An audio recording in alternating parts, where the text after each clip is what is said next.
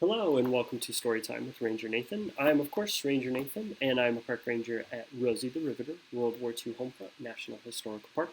Today we will be reading Chapter 9 of V for Victory, a part of the Homefront Heroes book series by Teresa Funk, who has given us permission to read today. A quick recap of some things that happened in Chapter 8. Miguel had a conversation with Alfonso and found out that he likes his sister, and that's why he's kind of hanging around the market, but he's having trouble finding a job and is about to lose his house. Meanwhile, the scrap drive contest is only a few days away. Chapter 9, The Knife Grinder's News. Today is Abuelo's birthday. He's 70 years old, and we're having a fiesta to celebrate. Abuelo thought we should cancel the party. He said it might not be right to be festive when we still haven't heard about Ernesto, but Mama insisted. She said it would do us all some good to get our minds off of our troubles for a night. Abuelita must agree. She's been humming all morning. Abuelita never remembers the words to those old Mexican songs, but she can still hum them.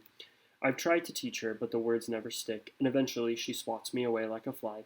She hands me the sweeper and tells me to go over the rug in the parlor again, though I've done it once already.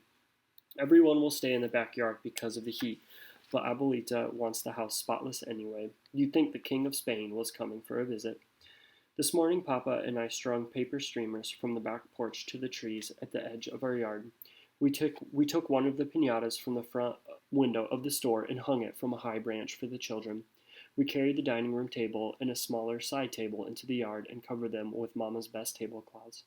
Juanita picked a few lilies from the flower bed near the house for one table and made paper flowers for the other. All of my aunts, uncles, and cousins, and several of our family friends will be here tonight. As I'm finishing up the rug, I hear the high ring of a bell outside. It can only be Mr. Sanchez, the knife sharpener. He comes every month or two to sharpen our knives and scissors. Here's my chance to get out of the housework. Abuelita, Mr. Sanchez is here. You better let me take the knives out. You wouldn't want them dull for the fiesta. Abuelita shakes her head at me, but she picks out 2 knives and digs a few coins out of a mason jar in the cupboard. I carry the knives and the money out front, where Mr. Sanchez is sitting on his bike. It's not just any bike, though. He's got a stand that holds the rear wheel in place, and when he pedals, a belt turns the grinding wheels that are mounted on a shaft on the handlebars. He takes out one of my knives, holds it to the grinding wheel, and starts pedaling. This sure is a swell bike, Mr. Sanchez. Yep, Alfonso rigged it up for me. Alfonso Rivera? The very same. He used to help me out before the war. Smart as a whip, that boy. Real whiz with numbers. I used to tell him he should go to college, become an engineer.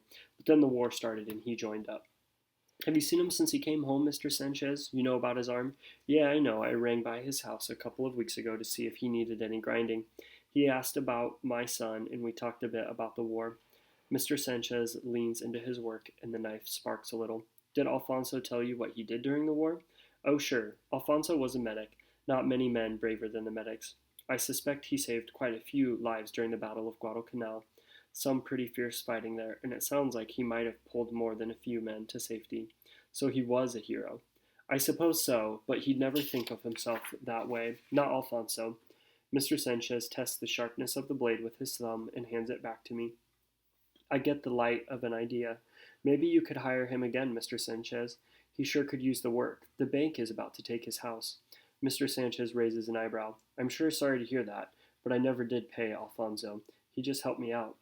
Not much money to be made grinding knives, son. There must be something we can do. Maybe if we went and talked to the bank? Whoa now, boy. You shouldn't go meddling in other people's affairs. A man's got to solve his own problems. Alfonso will figure something out. Like I told you, he's a smart boy. Mr. Sanchez hands me back the last knife and kicks up the stand on his bike.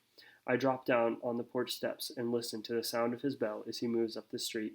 I don't understand grown-ups sometimes. They act all sorry for other people's misfortunes, but they don't step in to help. They tell us kids to stay out of things, too. As I'm stewing about that, I see Gary coming up the walk, a huge burlap sack slung over his shoulder. What are you doing here? Aw, gee, Miguel, are you still sore? I brought this over from the scrap pile. My grandmother gave it to us.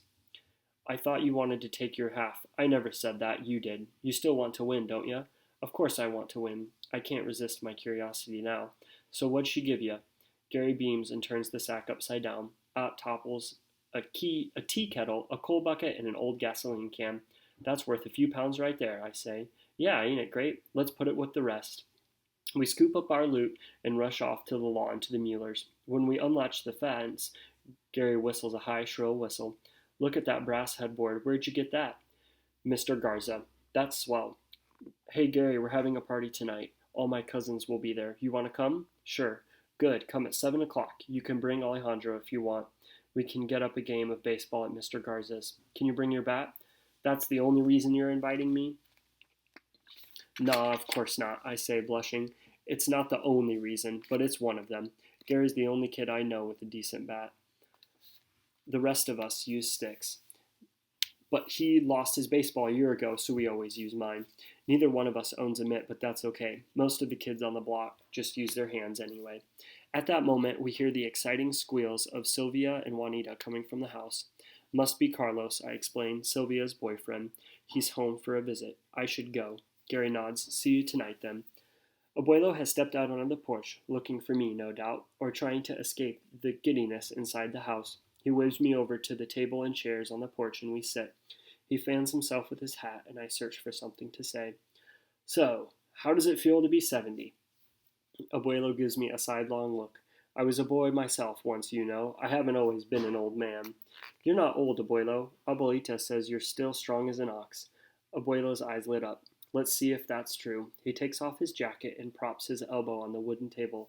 He tosses me a grin and waits for me to take his hands. Within a few seconds, he's pinned my arm to the table. I've never won an arm wrestling match with Abuelo. I guess I never will. He stands and dons his jacket again. We should get back inside. Say hello to Carlos. He'll be marrying your aunt soon, you know. Then she'll move up north with him. Can I run the cash register then, Abuelo? Abuelo chuckles and rubs my head. We'll see, mijo. We'll see. That is the end of Chapter 9. Thank you for joining us, and we'll be on to Chapter 10 soon.